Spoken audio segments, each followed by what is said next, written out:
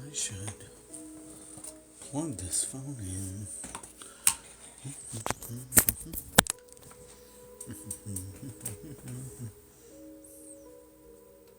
It's Tuesday. Yeah, it's Tuesday. Hi. I forgot if it was Tuesday or not. It kind of feels like it's not. Like it's Monday and I'm off. Sick. Okay, right day. Good day. Good day. Hi. I was like, man, it's been a week. I don't even know what day it is. And you're...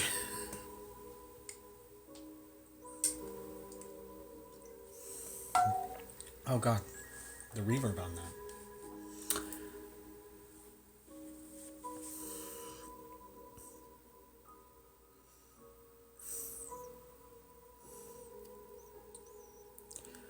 Yeah, it feels like every day is just a transitional period.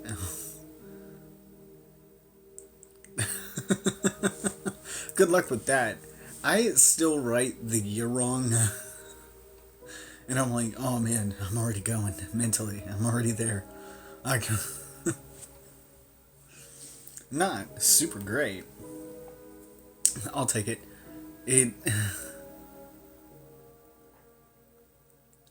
I'm here on time for once, which is crazy. I'm normally not, so I think everybody's like, it doesn't start for another 15 minutes. Like,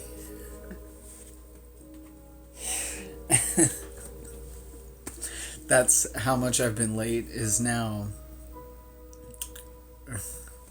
People just expect me to be 15 minutes late. That's unfortunate. I got here on time today. I ate. I've had water.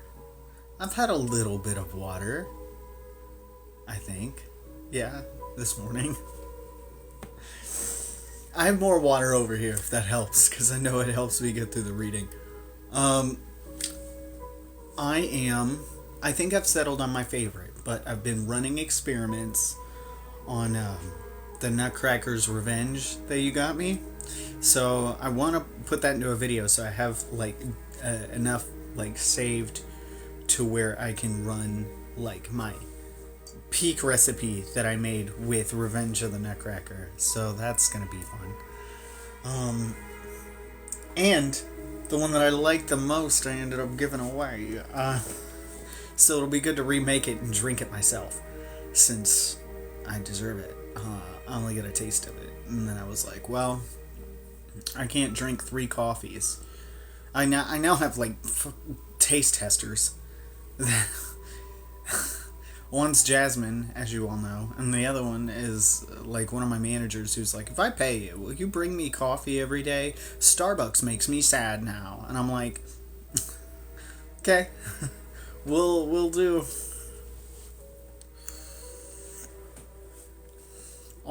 Honestly, I like Revenge of the Nutcracker the best.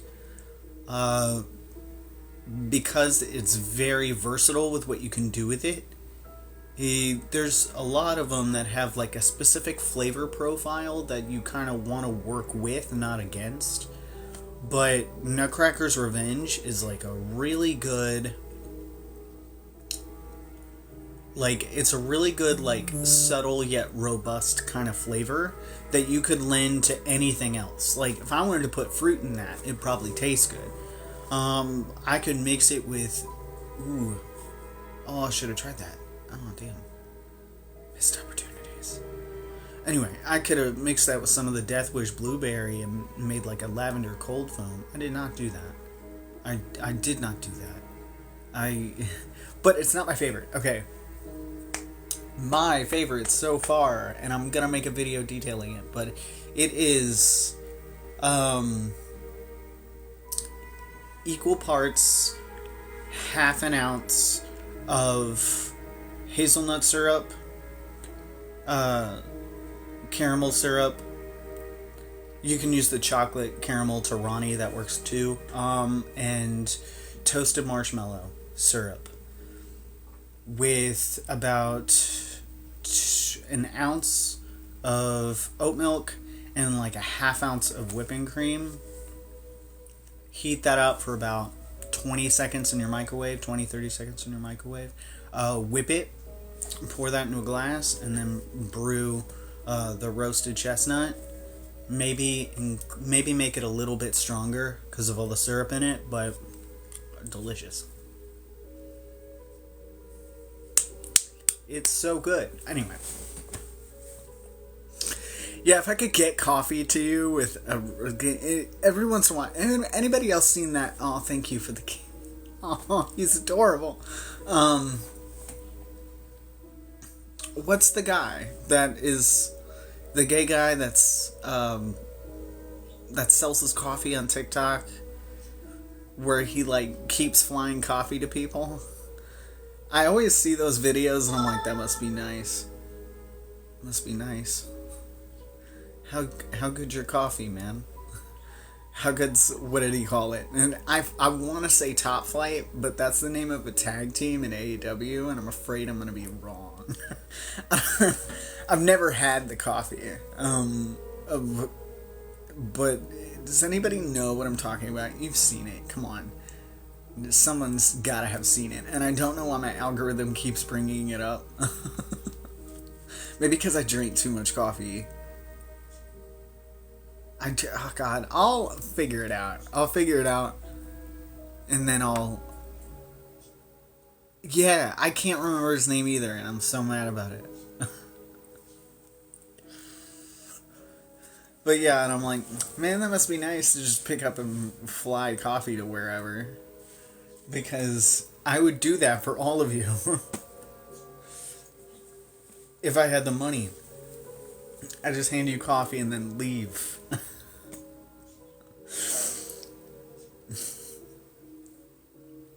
I want to say Chris something, but now I don't know. I don't want to guess and be wrong, so don't take that and fucking think that that is correct, because I absolutely do not know, and I don't want to be wrong, so don't take that to heart.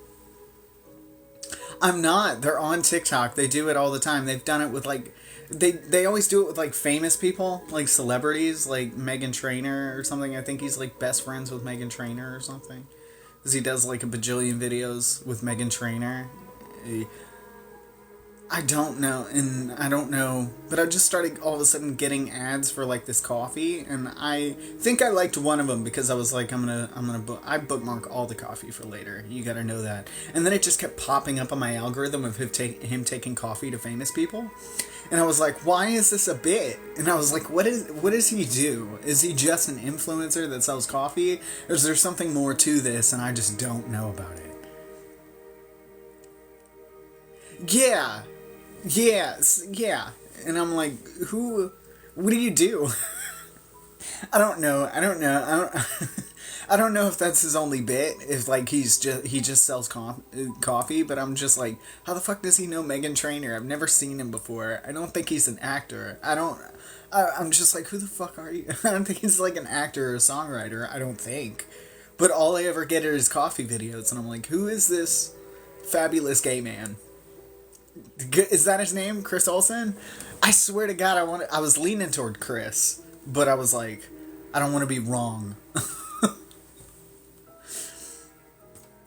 His mom is rich. Okay. I was sitting here trying to figure out why I kept seeing his videos and stuff, and I'm like, I mean, he has like a really big account and stuff, so I'm like, okay, but what do you do? What do you do? Do you just sell coffee? Or are you an influencer? And then I've never seen him in anything. I've never seen him like do music or anything. Like a couple people are easily recognizable, and some people are like TikTok viral in the way where they're like musicians and stuff like that have blown up on TikTok, and I'm like, okay, that makes sense. What do you do, fam? Other than take... I'm not knocking it, because man, if I could just spend all day flying everywhere and giving people coffee, I would do it. I'd take that in a heartbeat. No shame. I like that guy, but I have no idea what his deal is. So, Thank you for that, Chris Olsen. I guess if I could just fly around coffee, that'd be the dream, right? Part of the dream, anyway. Um, Ray, since you're in here, I wanted to thank you for the book. Is this like a game that I need like 4 to 15 friends to play, or is it like I read it, solve it as I go sort of thing? Because it's coming off as a choose your own adventure murder mystery, and if it's a okay, cool. I was like, I don't need friends to play this, right? Because bad news. I don't have I don't have a whole lot of friends. If you don't have enough friends to play a murder mystery game, welcome to the club. This is where you ought to be.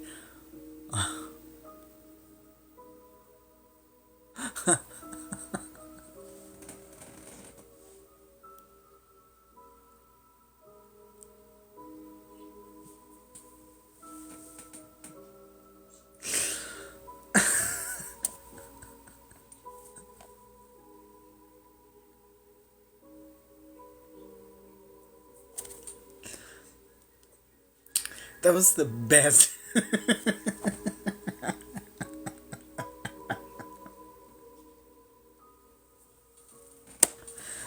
Thank you. Why was that the funniest comment I've read all day? I figured it would be fun to do a game dissect your moms. And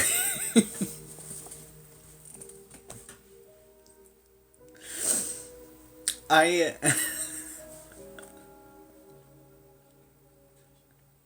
because you know I'm not interactive with my mom. Okay, sorry.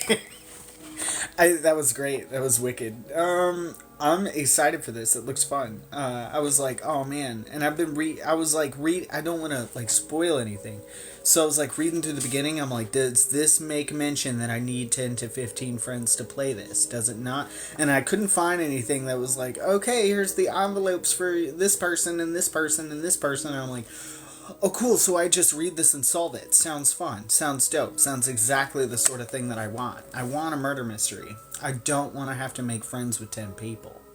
Is what...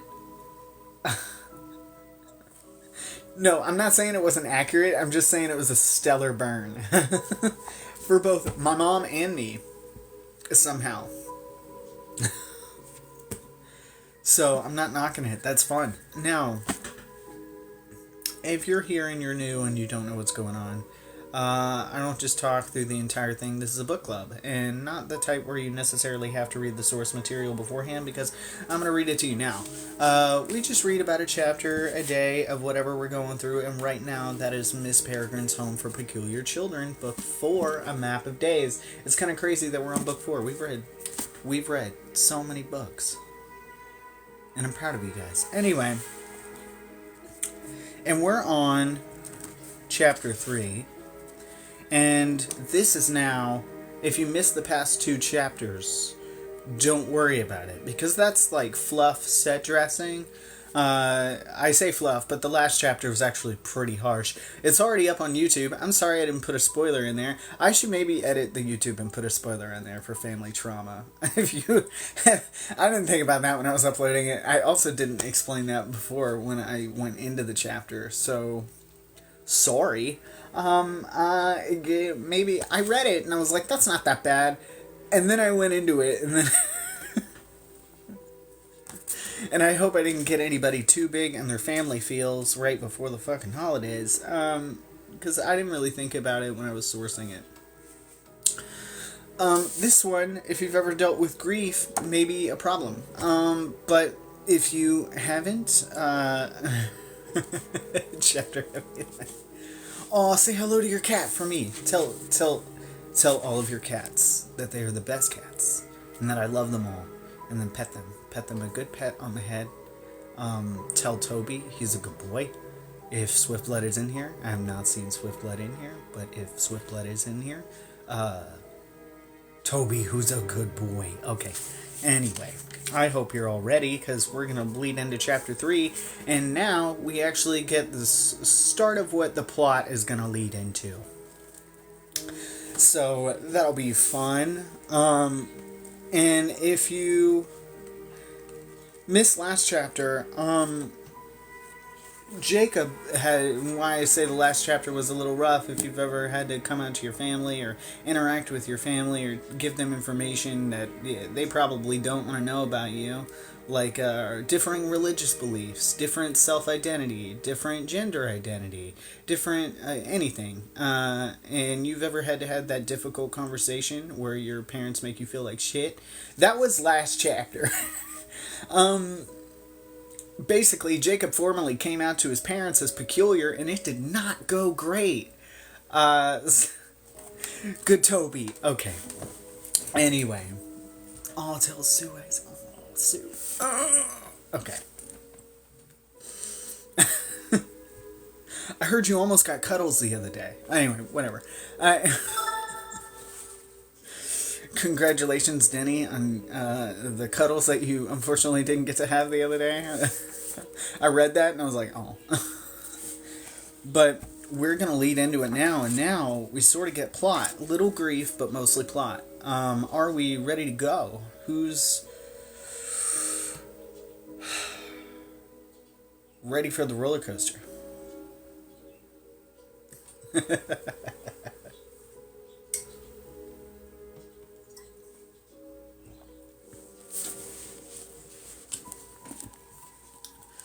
Because my parents' now 3-doored sedan could only accommodate half our group, we'd have to go shopping in 2 shifts.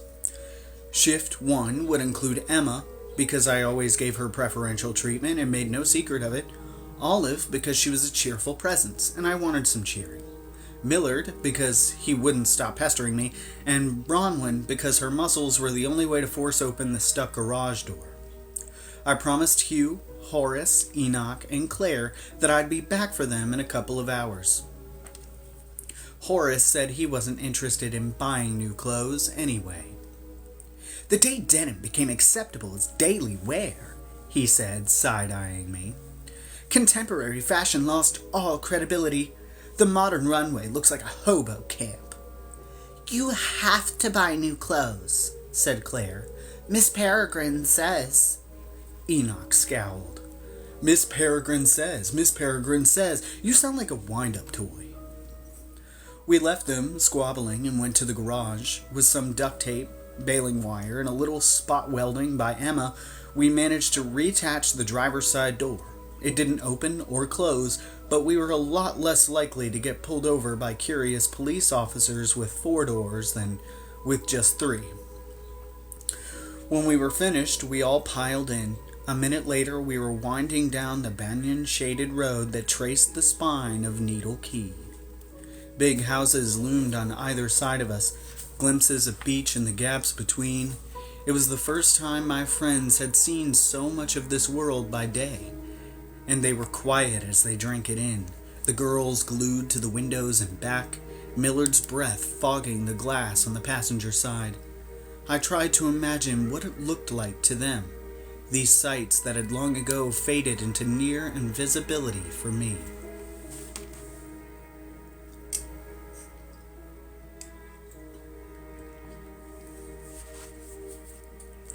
The quay narrowed as we drove south, the big houses giving way to smaller ones, then to colonies of squat condos from the 70s, gaudy signs announcing their names, Polynesian Isles, Paradise Shores, Fantasy Island. As we hit the commercial zone, more blast of color.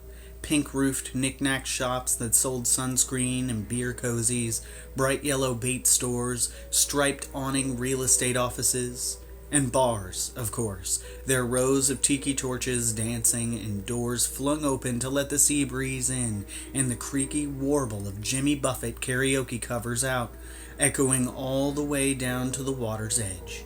The speed limit was so glacial, and the road so clogged with sun-drunk beachgoers, that there was time to sing along as you passed by. None of it had changed in my lifetime. Like a long-running play, you could set your watch to the movements of the actors and the timing of the set pieces the same every day. The European tourist, red as lobsters, wilting in the pencil-thin shade of cabbage palms. The leathery fishermen standing sentry along the bridge, hats and bellies drooping, casting lines into the shallows beside their igloo coolers. Leaving the quay, we rose above the shimmering bay, tires humming over the bridge's metal grates. Then we descended to the mainland side, an archipelago of mini malls and shopping plazas encircled by oceanic parking lots. "What a strange landscape," said Bronwyn, breaking the silence. "Why did Abe move here, of all places?"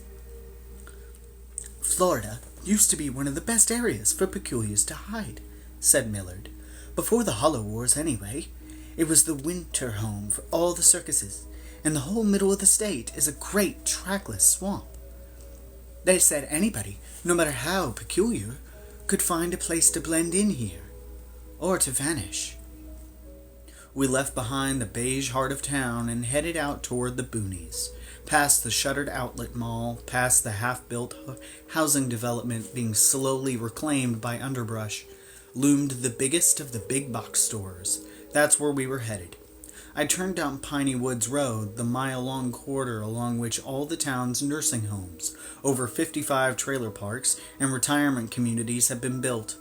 The road was lined with unsettled billboards for hospitals, urgent care clinics, and mortuary parks. Everyone in town called Piney Woods Road the highway to heaven.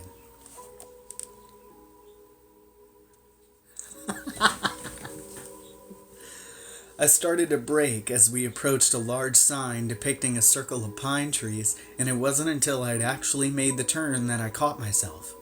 There were several routes to the shopping center we were going to, but by force of habit, I'd chosen this one, and because I'd let my mind wander, my subconscious had made the turn for me. It was the entrance to Circle Village, my grandfather's subdivision. "Oops, wrong way," I said, stopping the car and putting it into reverse. But before I could turn around and get back onto the road, Emma said, "Wait a minute, Jacob, wait." My hand lingered on the gear shift as a little wave of dread passed through me. "Yeah?" Emma was looking around, craning her neck to see out the back window. "Is this where Abe used to live?" asked Emma. "It is, yeah." "Really?" said Olive, leaning up from between the passengers and driver's seats. "It is?" "I turned in by accident," I said. "I've driven here so many times, it was just like muscle memory."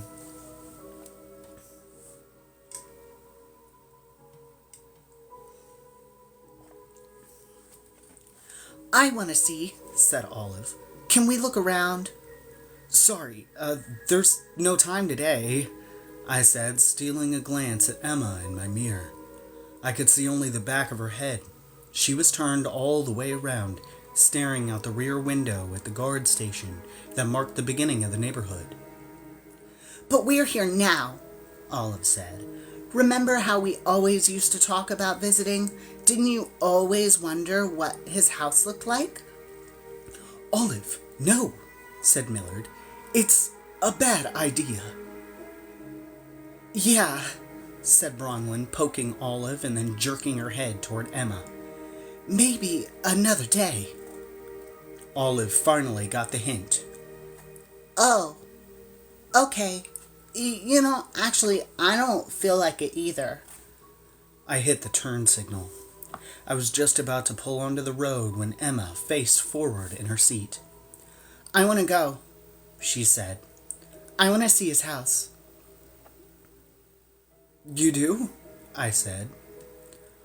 "Are you sure?" asked Millard. "Yes." She frowned.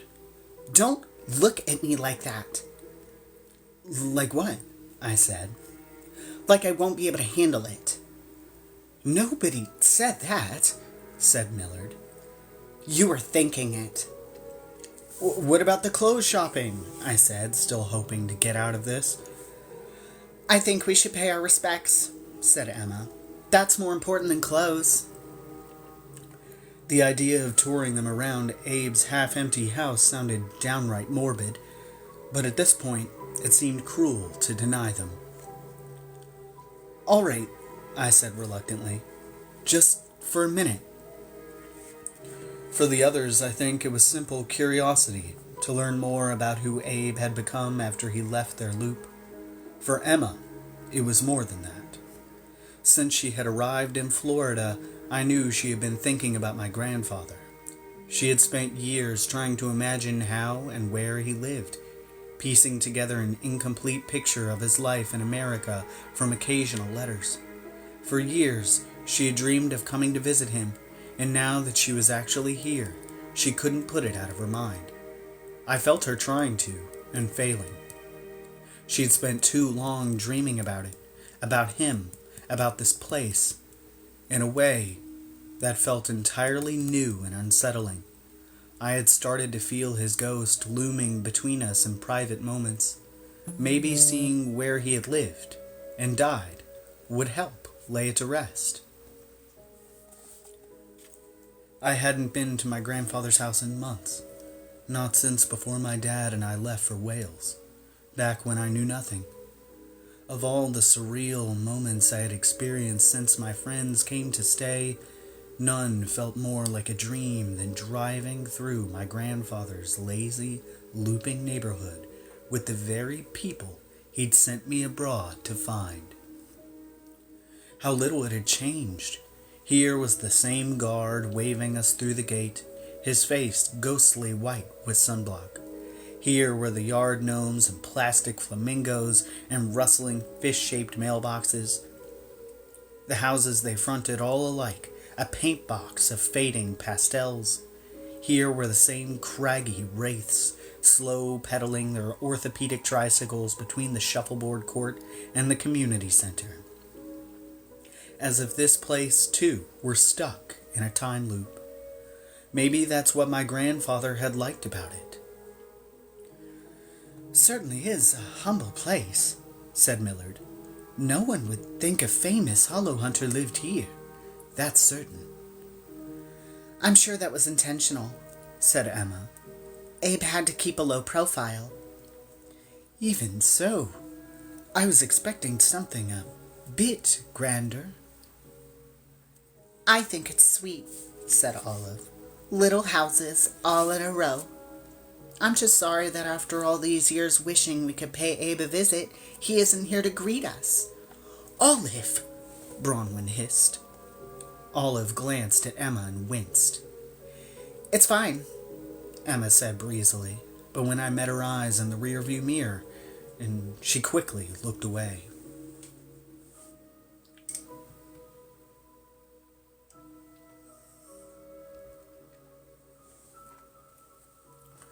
I wondered if the real reason she'd wanted to come here was to prove something to me. That she was over him. That the old wounds didn't ache anymore. Then I turned a corner, and there it was, finally, humble as a shoebox at the end of a weedy cul-de-sac. All along Morningbird Lane, the houses looked a bit abandoned. Most of the neighbors were still up north for the summer, but Abe's looked worse. Its lawn gone to seed, the yellow trim along the roof line beginning to flake and peel. Abe, as his neighbors would return to find come autumn, was gone forever. Well, this is it, I said, pulling into the driveway. Just a regular house. How long did he live here? Bronwyn asked. I was about to answer, but I was distracted by something unfamiliar that had escaped my notice until just then. A for sale sign, staked into the grass. I got out and marched through the yard, pulled it out of the ground, and threw it into the ditch. No one had told me. Of course, they hadn't. I would have thrown a fit, and my parents didn't want to deal with it. My feelings were too much trouble. Emma came up behind me, Are you okay? I should be asking you that, I said. I'm okay, she said. It's just a house, right? Right, I said. So why does it bother me so much that my parents are selling it? She hugged me from behind. You don't have to explain. I understand. Thanks. And I totally get if you need to leave, whatever, just say the word. I'll be fine, she said, then quieter. But thank you. There was a sudden commotion behind us, and we turned to see Bronwyn and Olive standing by the trunk of the car. There's someone in the boot, Bronwyn cried. We ran over. I could hear a muffled voice shouting. I pushed a button on the key fob and the trunk opened. Enoch popped up. Enoch, cried Emma. What the hell are you doing here? I said. You really thought I was going to let you leave me behind? He blinked in the sudden sunlight. Think again. Your brain, said Millard, shaking his head. Sometimes it just defies belief. Yes, my brilliance catches a lot of people off guard. Enoch clambered out onto the driveway, then looked around, confused. Wait, this isn't a clothing shop. Goodness, he is brilliant, said Millard. It's Abe's house, said Bronwyn. Enoch's mouth fell open. What? He raised an eyebrow at Emma. Whose idea was this? Mine, I said, hoping to shut down an awkward conversation before it began.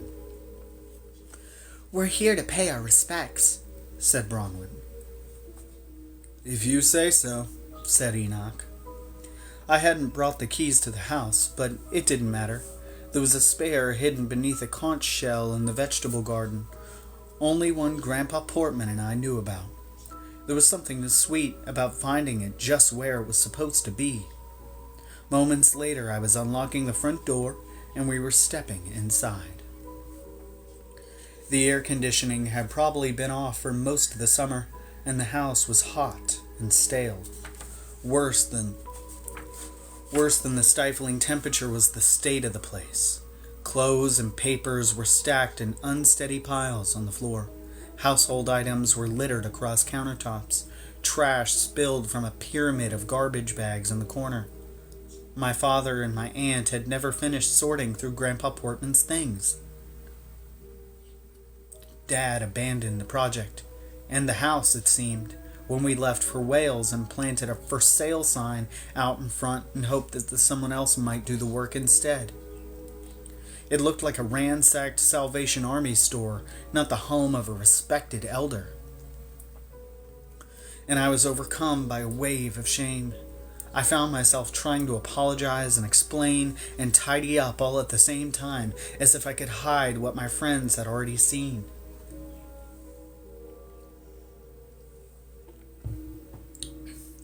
Gosh, said Enoch, clicking his tongue as he looked around. You must have really been bad off at the end. No, it was never like this, I stammered, scooping old magazines from the seat of Abe's armchair. At least, not while he was alive.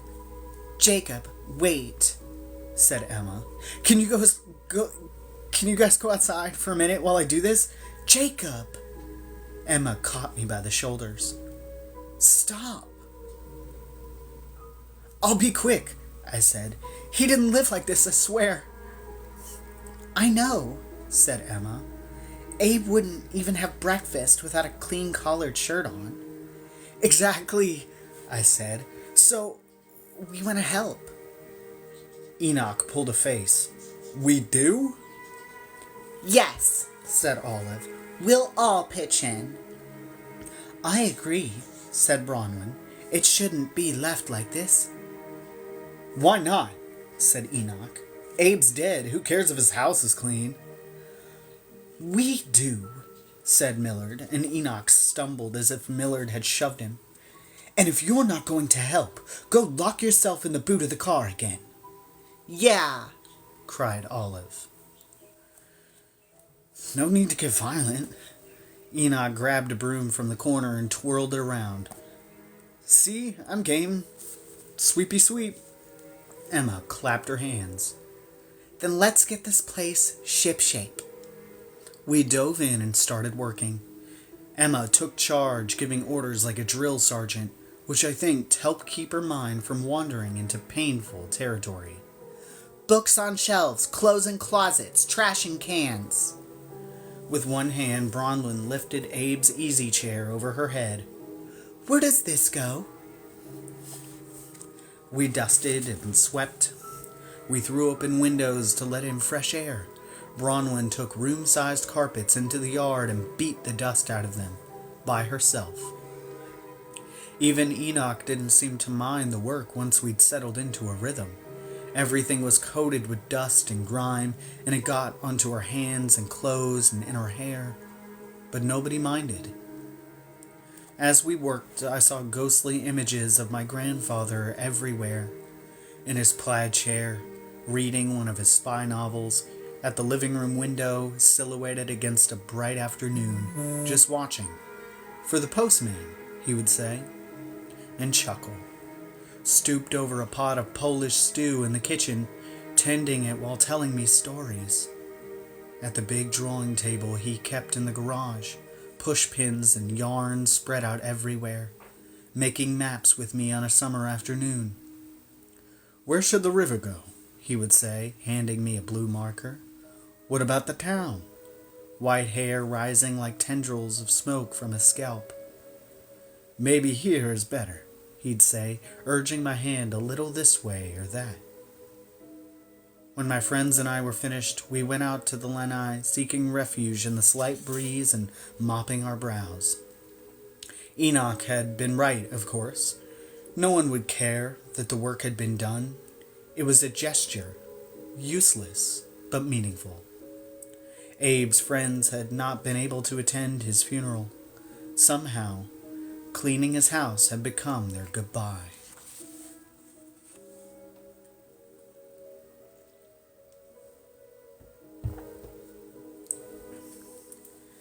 You guys didn't have to do all that, I said. We know, said Bronwyn, but it felt good. She popped the top on a soda we'd found in the fridge, then took a long drink, burped, and passed it to Emma. I'm only sorry that the others couldn't be here, said Emma, taking a small sip. We should bring them later, so they can see it too. We're not finished, are we?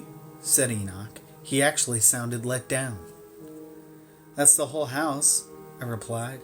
Unless you want to clean the yard, too. What about the war room? Asked Millard. The what?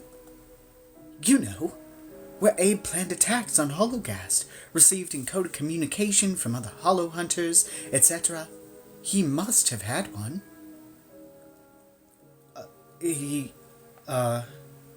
No, he didn't. Maybe he didn't tell you about it, said Enoch. It was probably full of top secret stuff and you were just too small and dumb to understand. I'm sure if Abe had had a war room, Jacob would have known, said Emma. Yeah, I said, though I wasn't so sure. I was the same kid who, after my grandfather had told me the truth about the Peculiars, had let bullies at school convince me it was a fairy tale. I basically called him a liar to his face, which I know had hurt his feelings. So maybe he wouldn't have trusted me with a secret like that, because I hadn't trusted him. And anyway, how could you hide something like a war room in a little house like this? What about a basement? Asked Bronwyn. Abe must have had a fortified basement to protect against Hologast attacks. If he'd had a place like that, I said, getting frustrated, then he wouldn't have gotten killed by a Hologast, would he? Bronwyn looked hurt. There was a brief, awkward silence. Jacob, ventured Olive. Is this what I think it is? She was standing by the screen door that opened to the backyard, running her hand down a long, flapping gash in the netting. I felt a new flare of anger toward my father. Why hadn't he fixed it? Or torn it out entirely? Why was it still hanging there, like evidence at a crime scene? "Yeah, that's where the hollow came in," I said. "But it didn't happen here. I found him." I pointed at the woods. "Way out." Olive and Bronwyn exchanged a loaded glance. Emma looked at the floor, the color draining from her cheeks. Maybe this, finally, was too much for her. "There's nothing to see, really. It's just bushes and stuff," I said. "I'm not sure I could find the exact spot again anyway." A lie. I could have found it blindfolded. "If you could bring yourself to try," Emma said, looking up at me. Her jaw was set, her brow furrowed. "I need to see the place. Where it happened."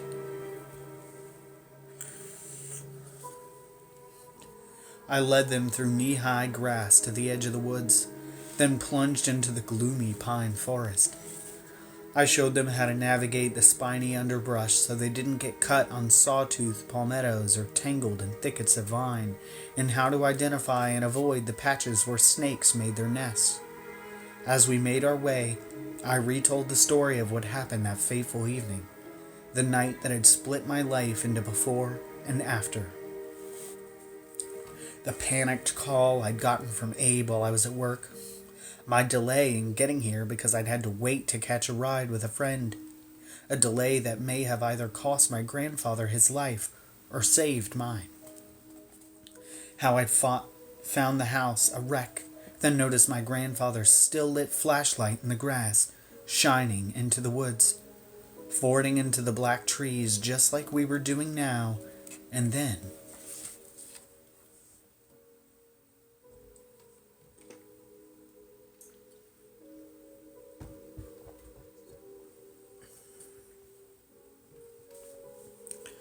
A rustle in the brush sent everyone leaping into the air. "It's just a raccoon," I said. "Don't worry. If there were any hollows around right now, I'd feel it." We circled a patch of brush that seemed familiar, but I couldn't be sure I'd found the exact spot where my grandfather died. The woods in Florida grew quickly, and since I'd been here last, it had squirmed and shifted into an unfamiliar new configuration. I guess I couldn't have found it blindfolded after all. It had been too many months. I stepped out into a sunny clearing where the vines were low and the brush seemed to have been tamped down. "It was around here, I think." We gathered in a loose circle and observed a spontaneous moment of silence. Then, one by one, my friends took turns saying goodbye to him. "You were a great man, Abraham Portman," said Millard. "Peculiar kind could use more like you. We miss you dearly." "It isn't fair, what happened to you," said Bronwyn. "I wish we could have protected you, like you used to protect us." "Thank you for sending Jacob," said Olive. "We would all be dead without him." "Let's not go overboard," said Enoch, and then, because he had spoken, it was his turn. He twisted his shoe in the dirt for a long moment, then said, "Why'd you have to do something stupid like get yourself killed?" He laughed dryly. "I'm sorry if I was ever an ass to you. If it changes anything, I wish you weren't dead." And then he turned his face away and said quietly, "Goodbye, old friend." Olive touched her heart. "Enoch, that was nice." "Okay, settle down." Enoch shook his head, embarrassed, and started walking back. "I'll be at the house." Bronwyn and Olive looked to Emma, who hadn't spoken yet.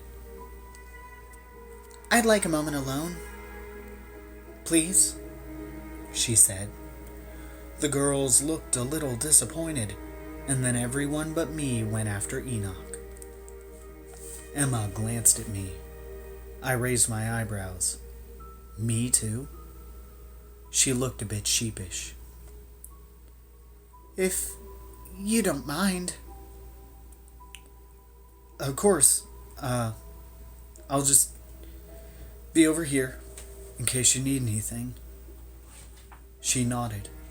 I walked about 30 paces, leaned against a tree, and waited. Emma stood at the spot for several minutes. I tried not to stare at her, but the more time passed, the more I caught myself watching the back of her head to see if it was bobbing, and her shoulders to see if they were shaking. My eyes drifted to a vulture circling overhead. I looked down a moment later when I heard a noise in the brush. Bronwyn was racing towards me. I startled so badly that I almost fell over. "Jacob! Emma! You have to come quick!" Emma saw and ran over to us. "What happened?" I said. We found something," said Bronwyn. "In the house." The look on her face made me think it was something awful. A dead body, but her voice was full of excitement.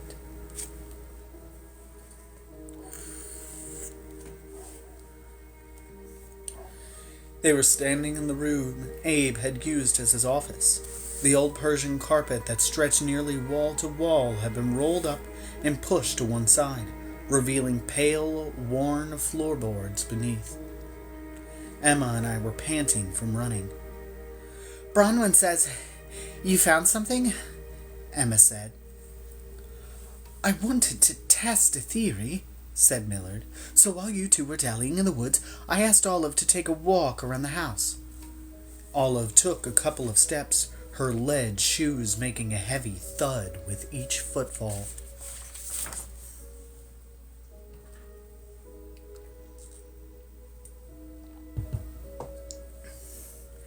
Imagine my surprise when I had her walk through this room. Olive, would you demonstrate? Olive started at the wall and stomped across the room. When she reached the very center of the floor, the sound her lead shoes made changed from a solid thwomp to something more hollow and slightly metallic. "There's something under here," I said. "A void, a concavity," said Millard. I heard Millard's knee connect with the floor, and then a letter opener floated over the floor, point down. It was thrust between two boards, and with a grunt, Millard pried up a section of floor about 3 foot square. It swung back on a hinge, revealing a metal door that looked just large enough for a grown man to fit through. "Holy shit!" Olive looked aghast. I rarely swore in front of them, but this was just, well, holy shit. "It's a door," I said. "More of a hatch, really," said Bronwyn. "I hate to say I told you so," said Millard, "but I told you so." The metal door was made of dull gray steel. It had a recessed handle and a number pad. I knelt down and rapped the metal with my knuckle. It sounded thick and strong. Then I tried the handle, but it wouldn't budge. "It's locked," said Olive. "We already tried to open it." "What's the combination?" Bronwyn asked me. "How should I know?" "Told you he wouldn't," said Enoch. "You don't know much, do you?" I sighed. "Let me think for a second." "Could the code be someone's birthday?" asked Olive. I tried a few. Mine, Abe's, my dad's, my grandmother's, even Emma's. But none worked. "It's not a birthday," said Millard. "Abe would never have made the combination something so obvious." We don't even know how many numbers are in this combination, said Emma. Bronwyn squeezed my shoulder. Come on, Jacob. Think. I tried to focus, but I was letting hurt feelings distract me. I had always thought of myself as closer to Abe than anybody. So how was it that he never mentioned the secret door in the floor of his study? He lived more than half of his life in the shadows and never made a real attempt to share it with me. Sure, he told me stories that sounded like fairy tales and shared a few old photos, but he never showed me anything. I never would have doubted his stories if he'd made more of an effort to prove them, like showing me the secret door to his secret room. Unlike my father, I wanted to believe. Had he really been so injured by my skepticism that it made him abandon some plan to tell me everything? I couldn't believe that anymore. If he had told me the truth plainly, I would have guarded his secrets with my life. I think, in the end, he just didn't want me to know because he didn't trust me. And now here I was, trying to guess the combination to a door he had never told me about, behind which were secrets he had never meant for me to uncover. So why was I bothering? I'm out of ideas, I said, and stood up. You're giving up? Said Emma. Who knows, I said. Maybe it's just a root cellar. You know it's not. I shrugged. My grandmother took fruit preservation very seriously. Enoch let out a frustrated sigh. Maybe you're holding out on us. What? I said, turning towards him. I think you know the code, but you want to keep Abe's secrets for yourself, even though we found the door.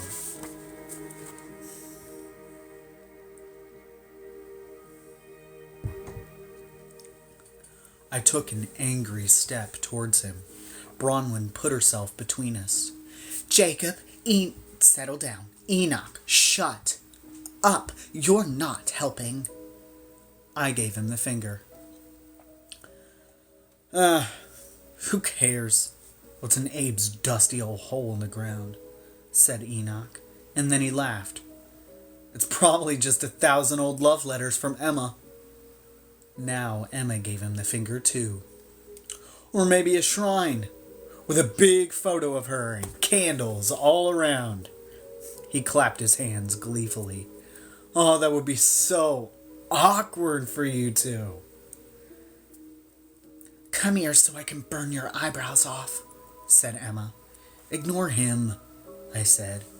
She and I retreated to the doorway with our hands in our pockets. He'd gotten to both of us. I'm not hiding anything, I said quietly. I really don't know what the code is. I know, she said, and touched my arm. I was thinking, maybe it's not a number. But it's a number pad. Maybe it's a word. Look, the keys of letters and numbers. I went over to the door and looked. She was right. Every number key had 3 letters below it, like the buttons on a telephone. Was there a word that would have meant something to the both of you?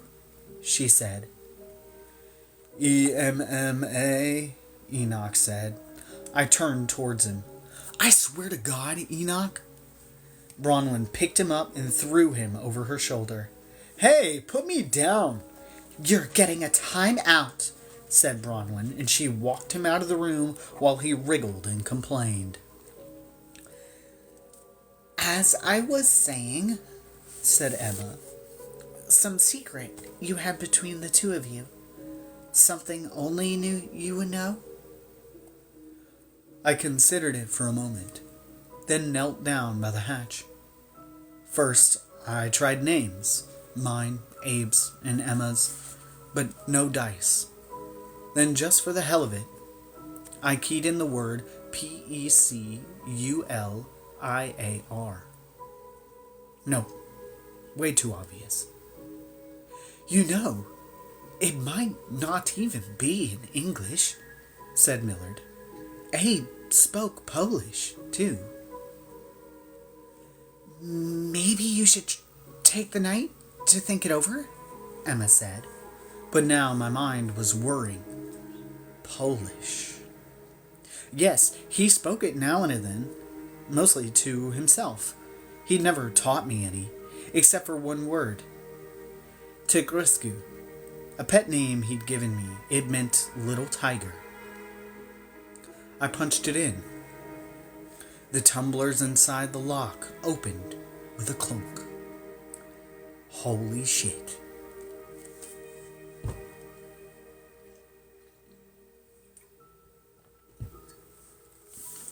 The door opened to reveal a ladder descending into darkness. I swung my foot onto the first rung. Wish me luck, I said. Let me go first, Emma said. She'd held out her palm and made a flame. It should be me, I said. If there's anything nasty waiting down there, I want to get eaten first. How very chivalrous, said Millard. I climbed down 10 steps onto a concrete floor. It was cooler than the house above by 10 or 15 degrees. Before me was total darkness. I took out my phone and shone its light around, which was only bright enough to show me the walls. Curved, gray concrete. It was a tunnel, claustrophobically tight. So low I had to hunch. My phone light was too puny to see what lay ahead or how far the tunnel went.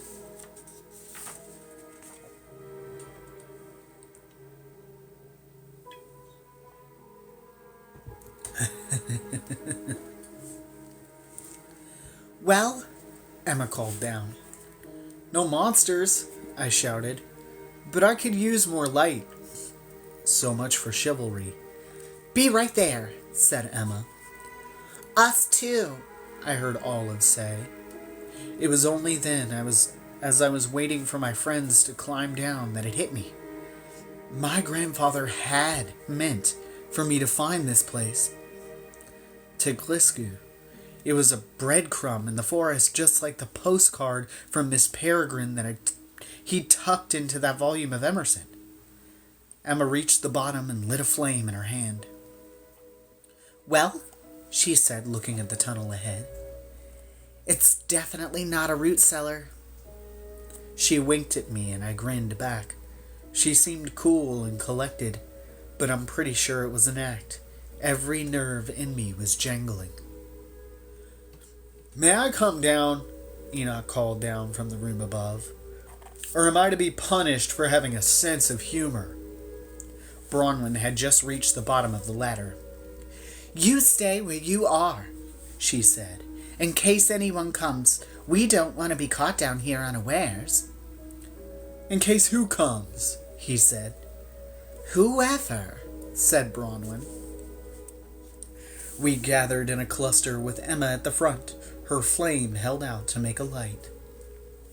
Move slowly, listen out for anything strange, and keep your wits about you. We don't know what's down here, and it's possible Abe could have booby-trapped the place. We began to move forward, hunched and shuffling. I tried to imagine where we were in relation to the house above us, based on the direction the tunnel was facing. After 20 or 30 feet, we were most likely beneath the living room. After 40, we were leaving the house altogether.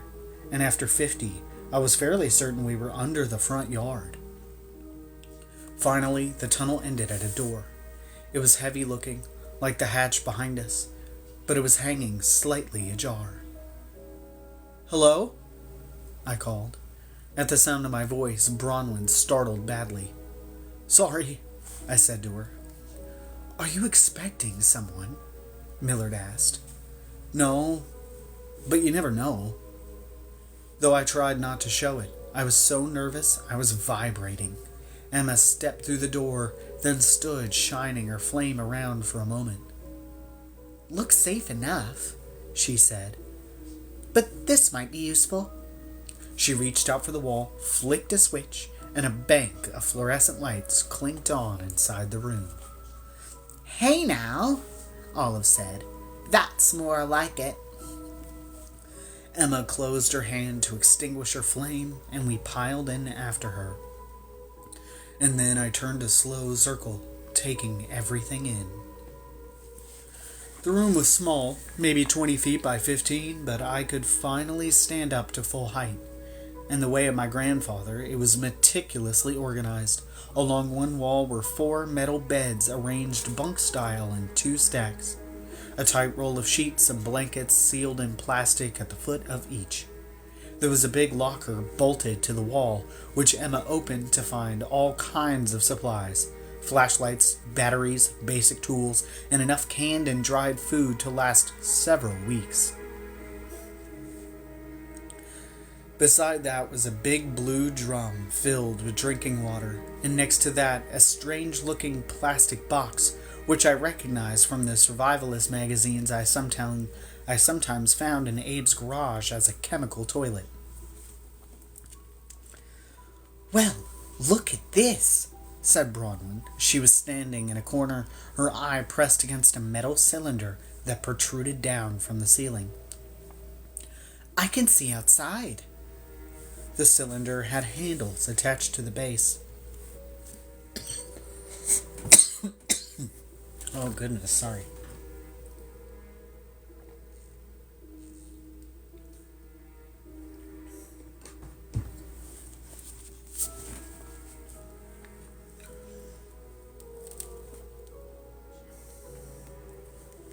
The cylinder had handles attached at the base and a viewing lens.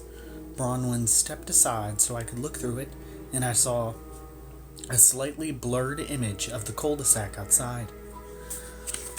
I grabbed the handles and turned it, and the view rotated until I could see the house, partly obscured by a field of high grass.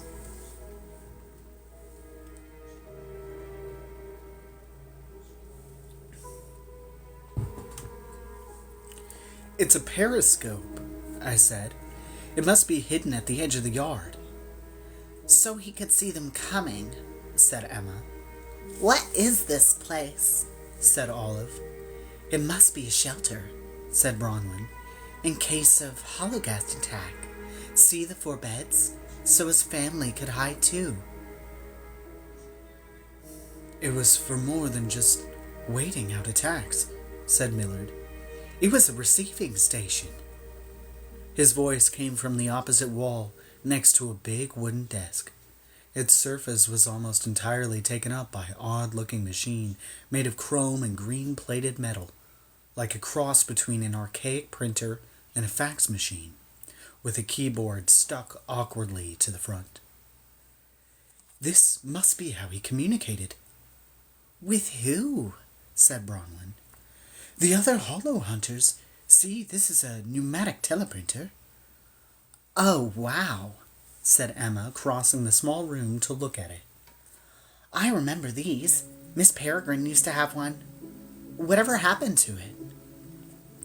"It was part of a scheme for Imbrans to communicate with one another without having to leave the safety of their loops," Millard explained.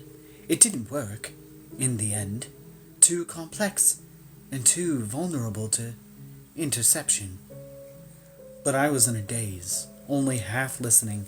I'd been trying to wrap my mind around the fact that this had all been so close to me, quite literally under my feet, for years, and I hadn't known it. That I had spent afternoons playing in the grass just 20 feet above where I was standing now.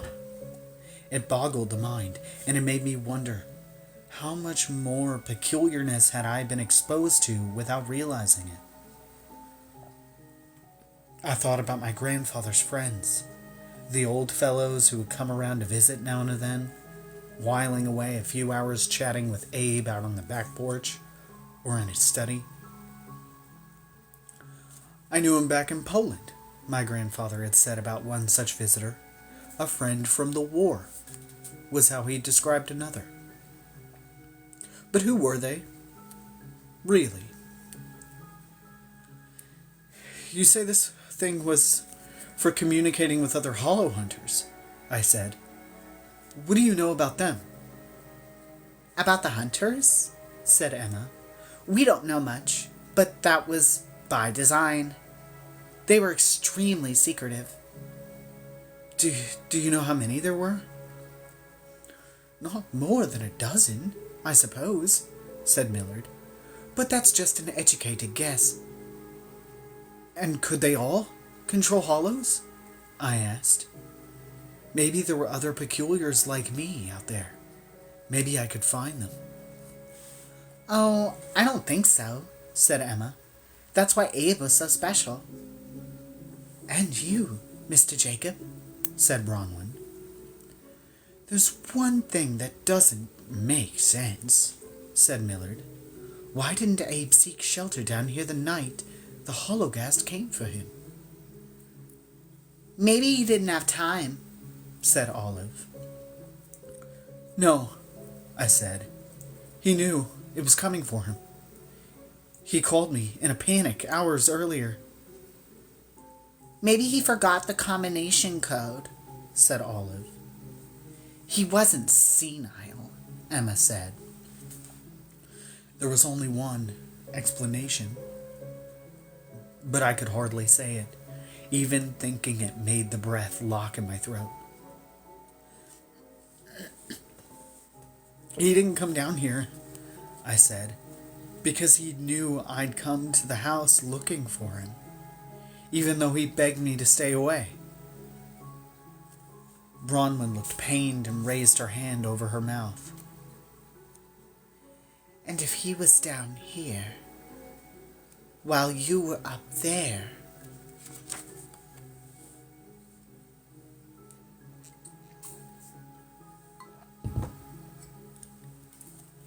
he was protecting you, Emma said, trying to draw the hollow away, off into the woods.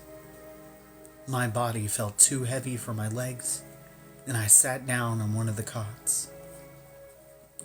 You couldn't have known, Emma said, perching herself next to me. No, I let out a breath. He told me monsters were coming, but I didn't believe him. He might still be alive today, but I didn't believe him. Again. No, don't do this to yourself. She sounded angry. He didn't tell you enough, not nearly enough. If he had, you would have believed him. Right? Yeah. But Abe left his secrets. Did he ever? Said Millard. I think he loved them more than people sometimes, said Emma. And in the end, that's what got him killed. His secrets, not you. Maybe, I said. Definitely. I knew she was right, mostly. I was angry at him for not sharing more with me, but it was hard to let go of the idea that he might have told me everything, if only I hadn't pushed him away. So I felt angry and guilty at the same time, but I couldn't talk to Emma about it. So I just nodded and said, well, at least we found this place. One less secret for Abe to take to the grave. Maybe more than one, Millard said, and he slid open a drawer in the desk. Something here you might be interested in, Jacob. I was off the cot and across the room in a second. In the drawer was a big metal-ringed binder, stuffed with pages. A label on the front read, Operations Log. Whoa, I said. Is this? Just what it says, Millard said.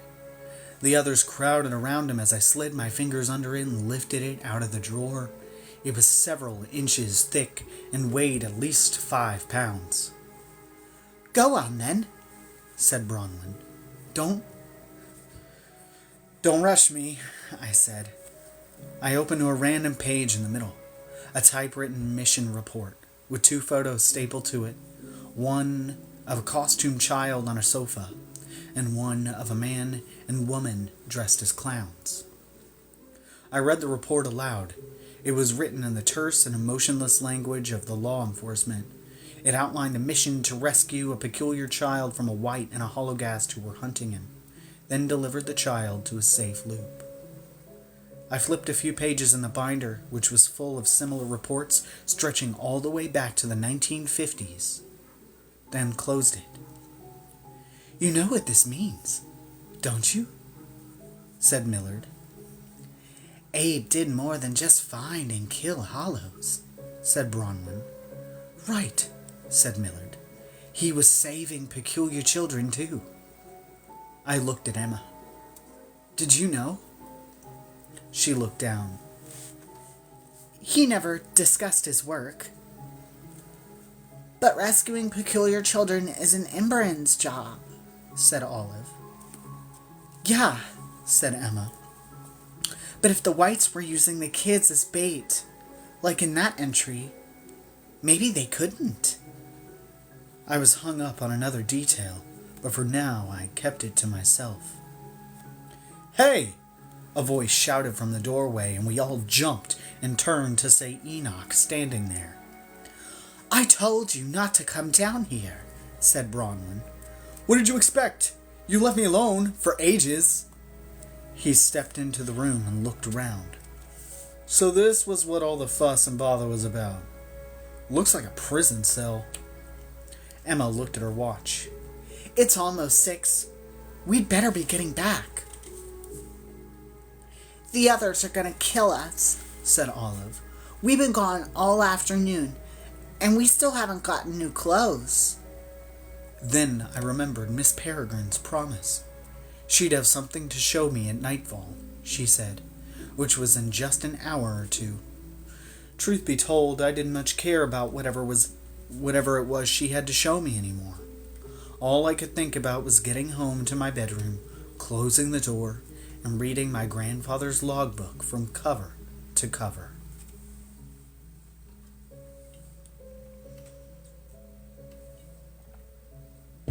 And if you want, there's one of the entries in here with a picture, and I can read the entry to you.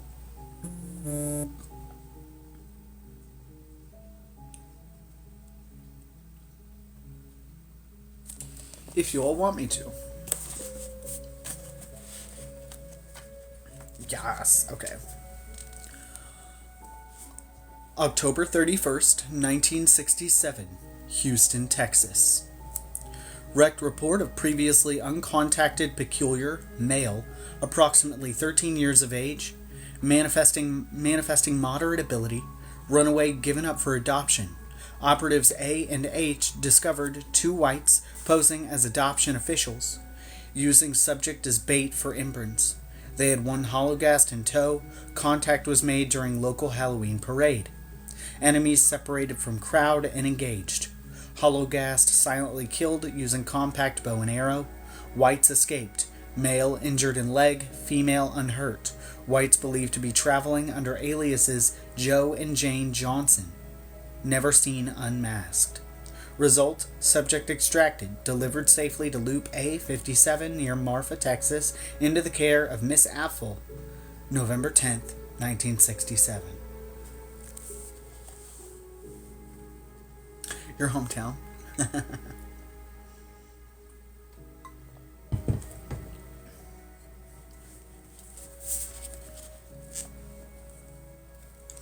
When we got home, the sun was just starting to dip below the trees. The friends we'd left behind complained loudly about our having been gone so long, but when we told them why and what we'd found, they forgot their anger and hung on Millard's every word as he recounted the story. My parents were gone.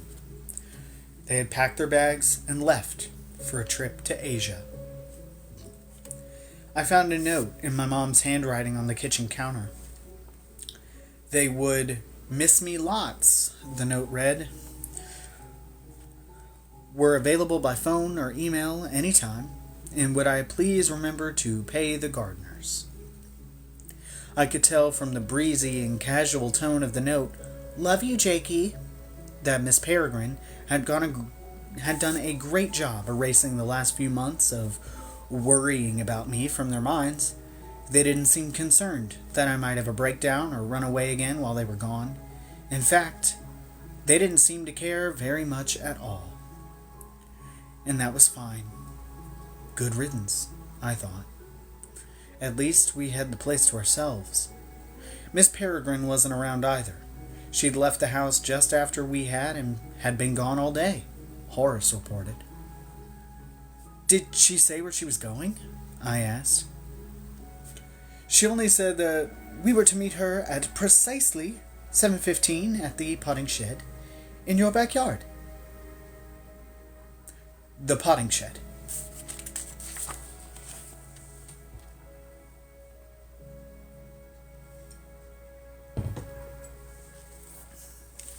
At 7:15 precisely. That gave me just over an hour of free time. I snuck up to my room. I put 4 by Led Zeppelin on the record player, which is what I listened to whenever I was doing something that required serious concentration. I climbed onto my bed with my grandfather's logbook, laid it out in front of me, and began to read. I hadn't read more than a page when Emma poked her head into the room. I invited her to join me. No thanks, she said. I've had quite enough from Abe Portman for one day. And she went out.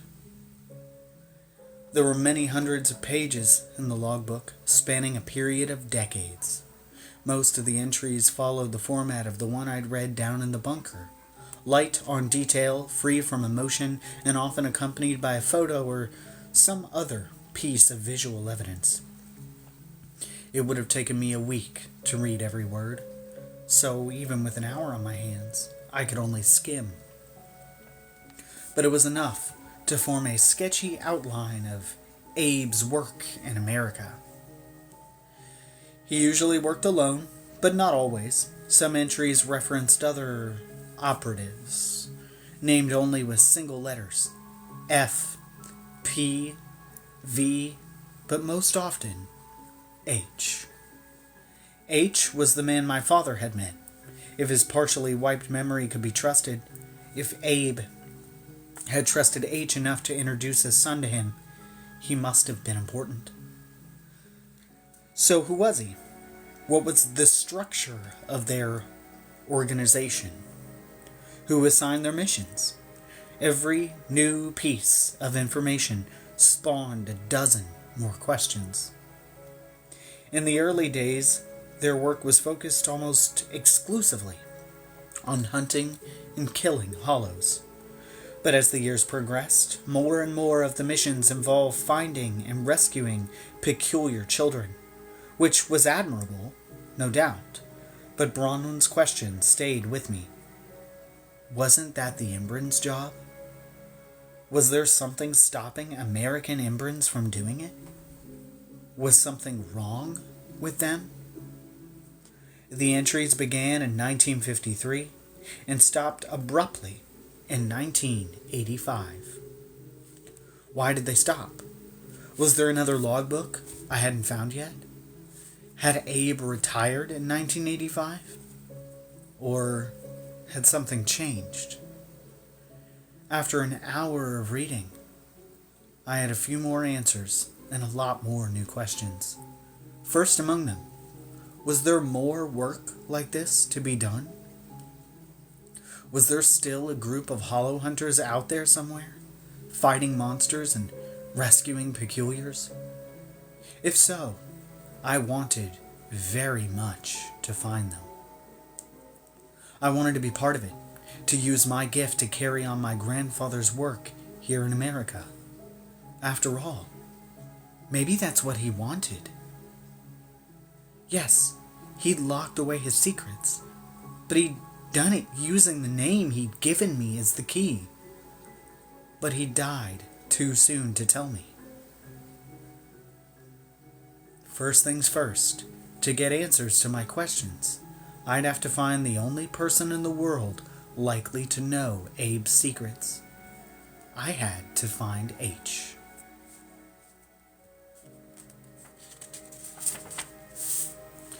And that is the end of chapter 3. How long is chapter 4, I wonder? Oh shit, no. There's no way. Because it's the year that never comes. That was hard. If you've ever lost someone and had to go through their things afterward,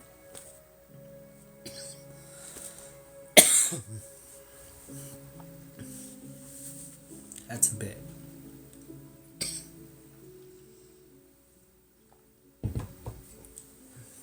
Yeah, it's really hard. I had to go through a lot of my grandfather's things. One of which you've seen, his old beer stein. I had to go through a lot of my grandparents' things. And it is super not easy. I found pictures I'd never seen. Stuff I didn't know they had. And it was kind of wild. I have some of the pictures of them when they were really young that they'd never shown to me. They're in black and white. And I was like, nothing ever hits you than after you've lost a person. And they were really big in your life. Especially if they're older and a part of your immediate family. You never really grip it until I think you're doing that specific thing after they die. And you realize that even though they were a very large part of your life, you knew only about 20% of them. If that. And you find stuff out about them that you never thought you would find out.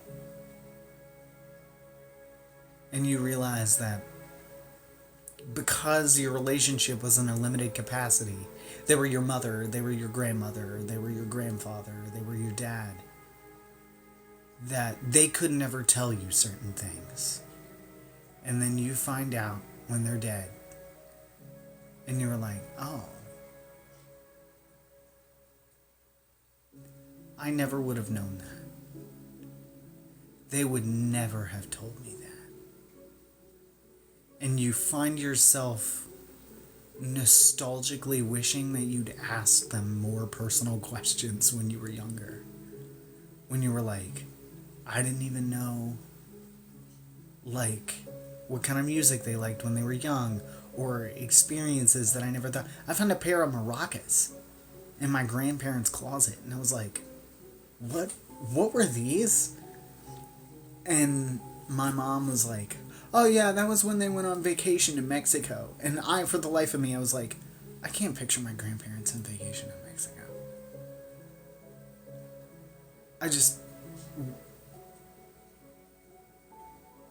My grandmother was very fond of telling me that if she never had to go anywhere again, that was cool with her.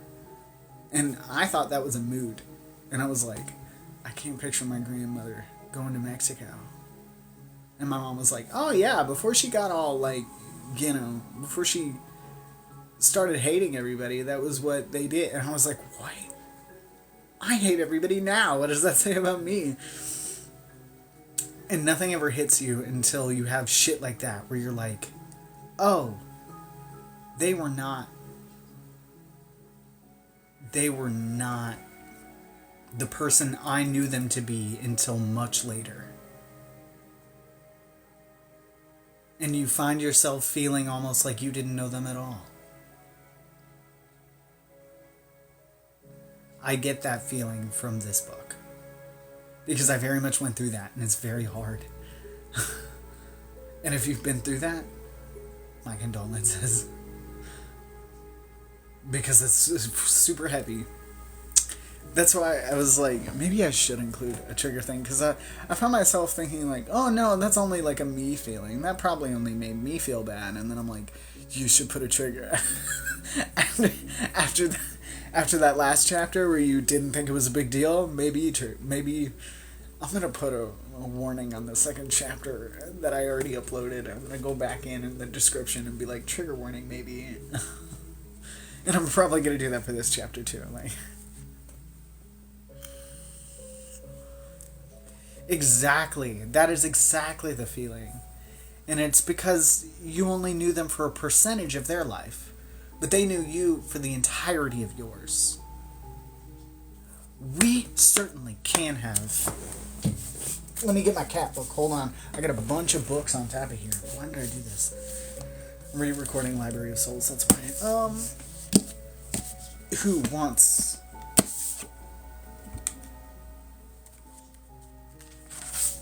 All right. We're gonna do Bombay.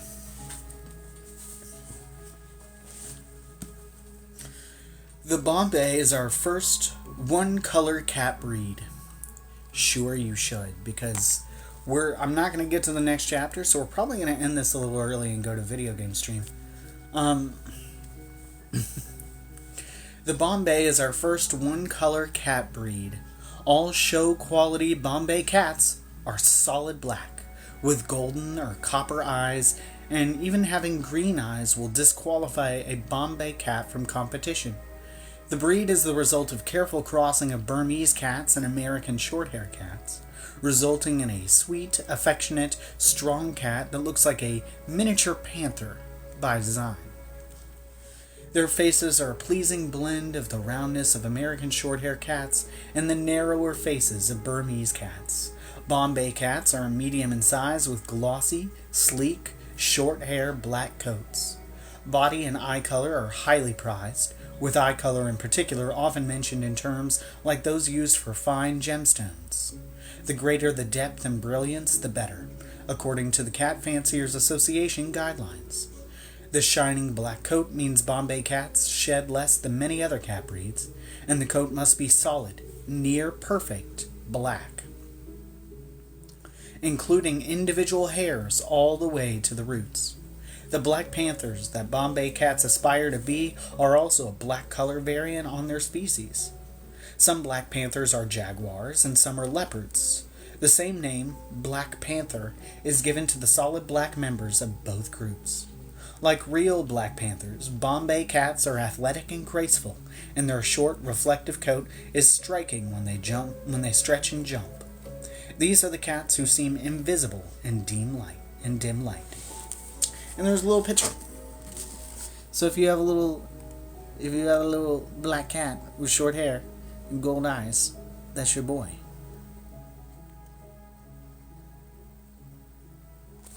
They're native to Florida. Adorable.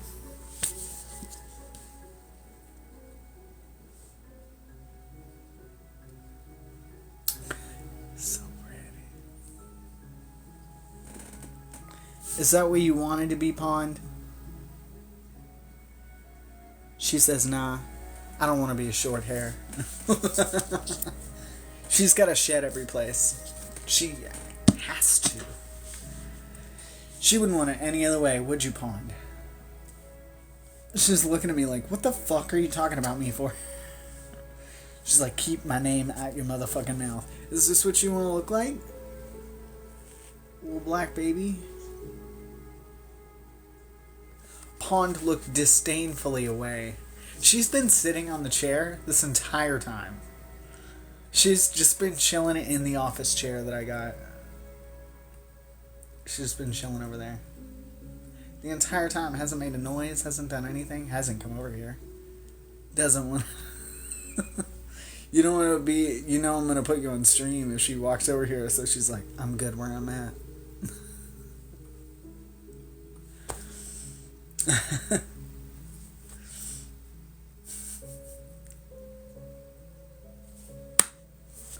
She knows better. She's like, no, I'm not coming over there. I know it's over there. You're going to pick me up and you're going to put me in front of the bright circle again, and I don't want to be in front of the bright circle. That's what she's thinking, like right now. She's like fuck am I coming over there? I'm sorry, Pond. I've put her in front of the ring light too many times where she's like, I'm never coming over in that corner again unless that light is off. Poor baby. I think that's Nancy. I don't think Spike's in here. Either that or they're both under there and they have done that thing where they pile on top of each other into one solid platform of cat. And I can't see both of them. I think it's Nancy under the chair though, so. She's retired.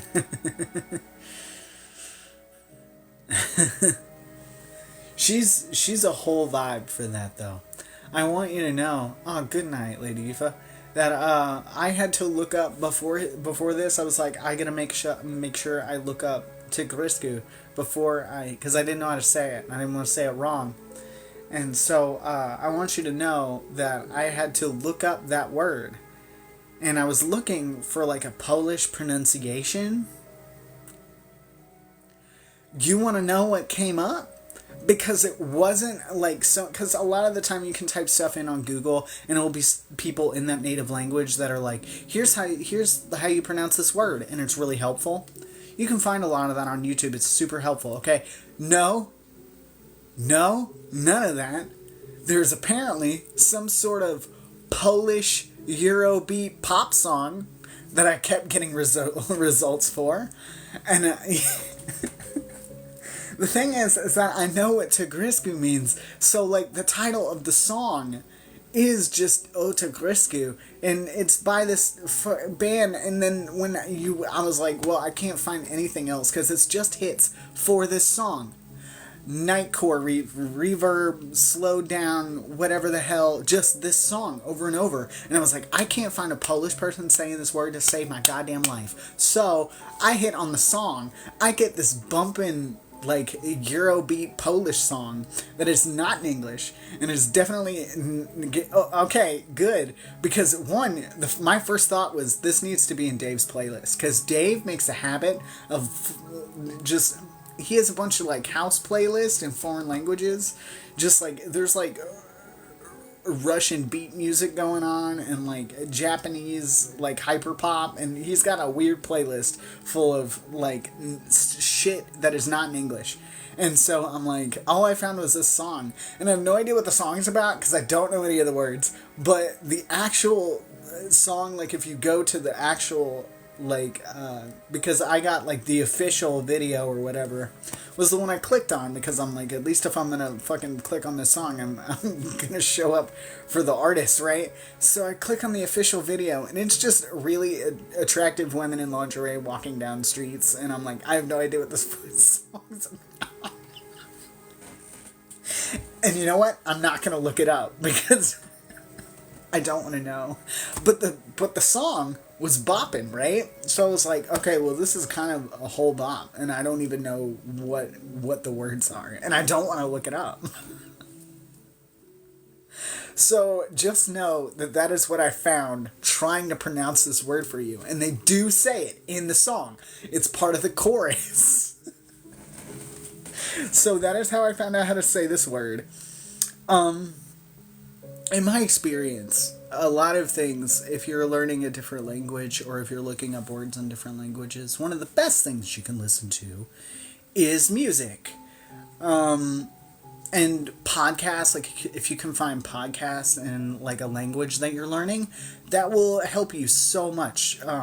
If you are at least at a base level where you can understand like major words and sentence structure, if you are at that point, you get used to like the speed that regular people in that language where they speak it every day get, like we speak English every day. But if you're learning English, this is probably a really fast way to talk. But if you listen to it over and over, you get greater comprehension skills that give you better conversation skills in that language. I used to do that with French and German all the time. And so music is like a really good way to figure out how to pronounce a language. But I don't know Polish. I don't know any, so I have no song with the and it was wild. It is. Hold on. I will give you the... It's literally spelled the exact same way. Hold on. T.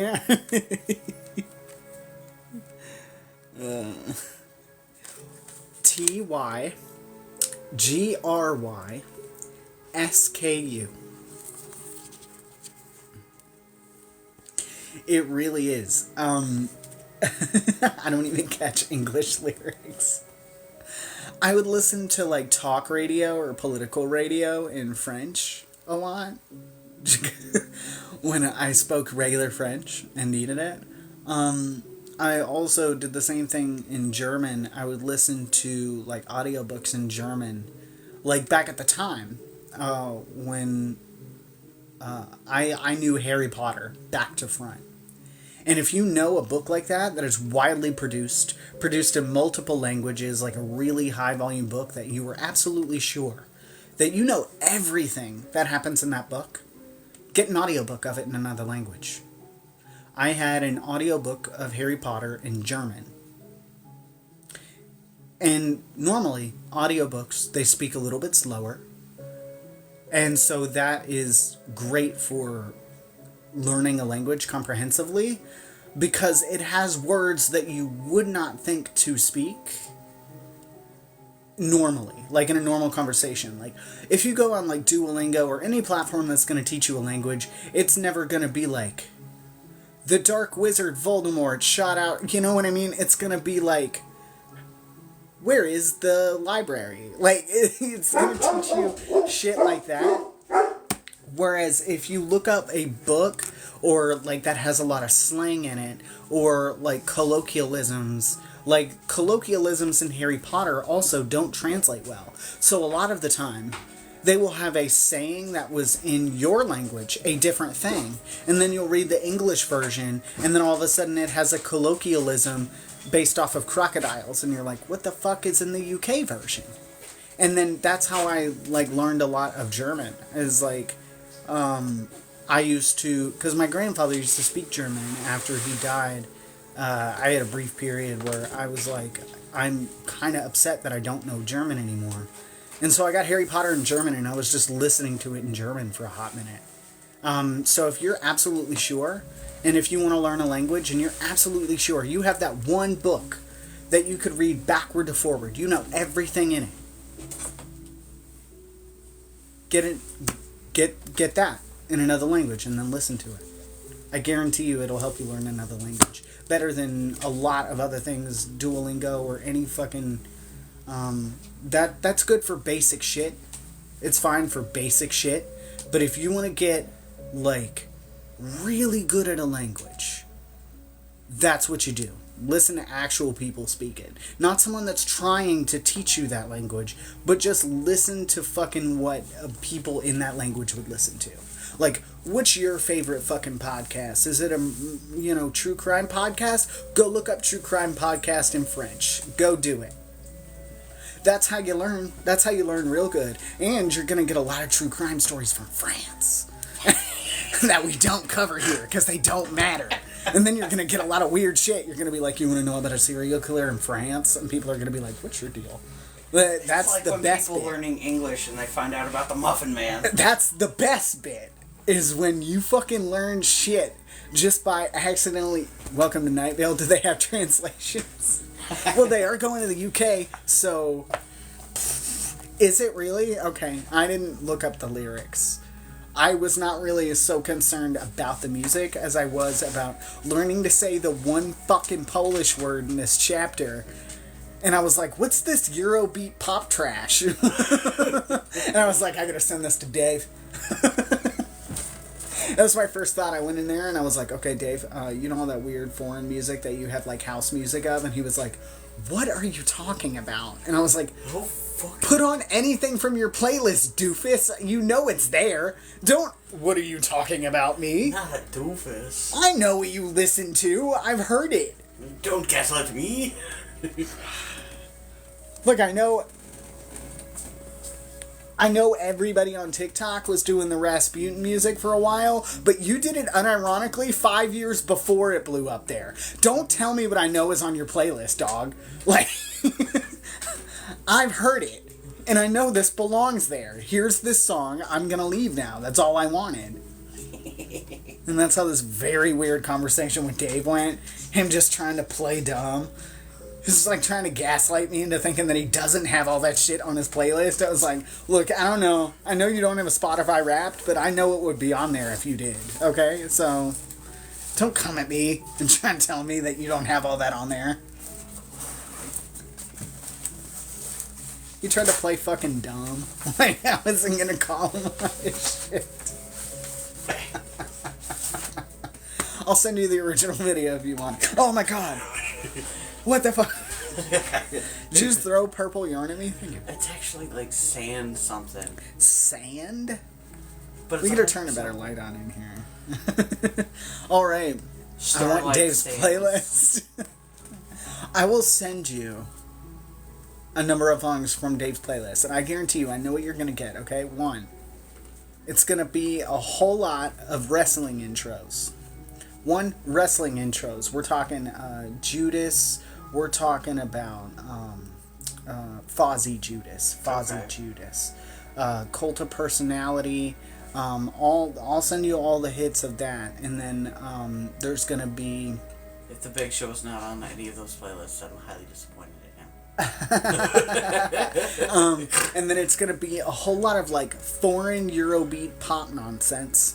That's gonna be like we're talking caramel dancing all the way up to whatever the fuck I just found like 10 minutes before I went live. We're gonna get everything in between there, and then oh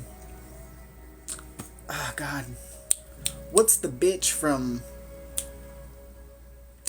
It's on the tip of my tongue. We're gonna. Ooh, what's the?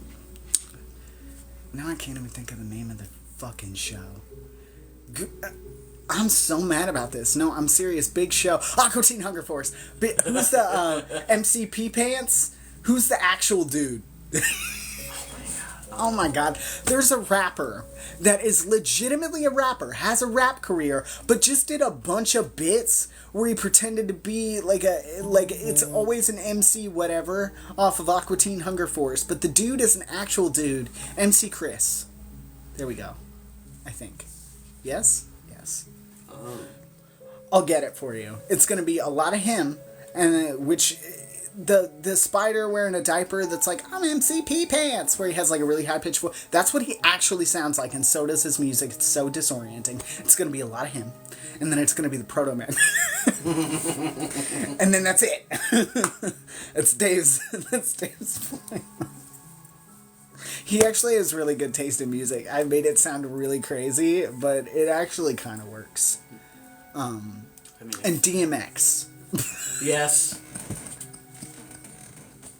The love of Deadpool requires the love of DMX. Spotify rap. He doesn't have Spotify, so I gotta do it manually. Oh my god. Hello. I think that's the highest my voice could go. It was so high. Oh my god. My throat hurts. Anyway. Take a drink. Yeah, oh my god. Anyway, sorry, I didn't think I'd be breaking down Dave's whole Spotify Wrapped. Dave's in the room and he can hear all of this and he's just sitting there silently fuming. He's like, you should not have fucking spoken of any of them. He's real mad. No, I don't know, actually, you probably won't care. I mean, mine was mostly Johnny Cash, so it's fine. I think he does, yeah.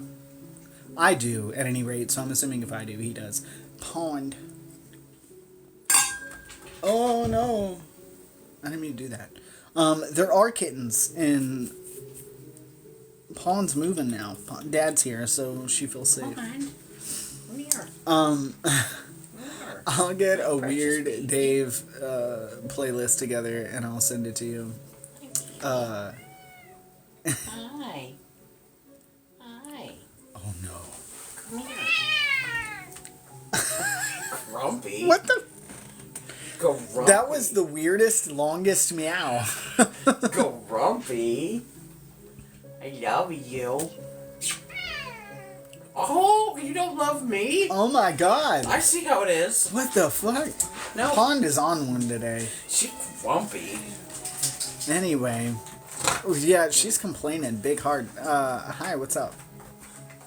The ceiling. Accurate. We're gonna move over to the game stream because I already got it set up and my voice hurts. So, next week we'll be on Chapter 4, and I'm pretty sure, I'll have to vet it, but I'm pretty sure there's like a bit of like, oh my grandpa's dead, and like a couple of the other ones, but it's not, the two worst bits are over. I swear to fuck, I keep saying that, and then the next chapter is like... Hey man, all I have to say is I'm 2 for 2. I was like, I am going to include a trigger for this one. I am, because last time I didn't, and I thought it would be fun, and a bunch of people were like, oof, and I was like, whoops. So I'm gonna go put a warning in front of that other chapter that I uploaded on YouTube already. So I'm handling it. I'm handling everything fine, if anybody asks. And I hope you'll show up here next week. We do this every Tuesday at 8 Central. If you're new, I think there's not a whole lot of new people in here, but I got a weird list of people who joined. So I don't know. Anyway, next week, Tuesday, 8 p.m. Central, I normally go for about 2 hours, and then we go play video games in the Discord, which is where we're going now. So I will see you guys in the Discord, and for more family religious drama. Thank you.